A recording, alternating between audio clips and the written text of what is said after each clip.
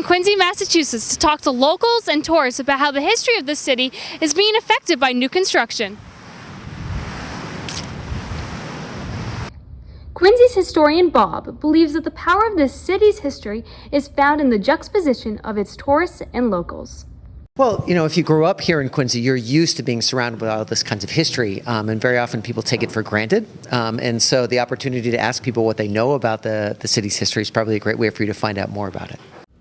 So that's what we did. Walking around the city center of Quincy, we met locals and tourists alike and heard their opinions about the city's rich history. I think there are times when I appreciate it more than others. Like if I'm just going for a walk, there are times when I might stop by, take a look at the statues, or stroll through that cemetery over there.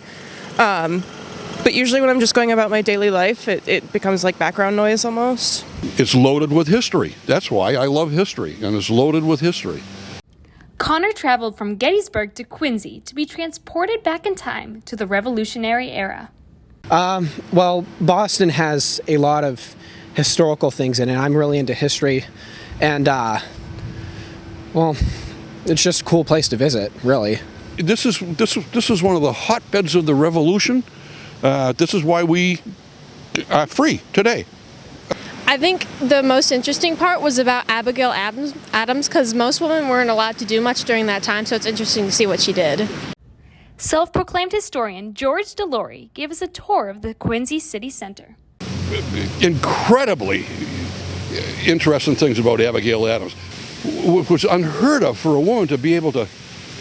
A woman can't run a farm, but she did it. And she wrote these voluminous tons of letters and raised her family. And Mary, an employee of the city, has lived in Quincy her entire life and is passionate about the history of the city and wants to share it with tourists. No, I don't think the build-up has done anything to deter. I think it's brought more people to learn about the history of Quincy. I think that the new buildings and the new restaurants and all of that, they bring more people in.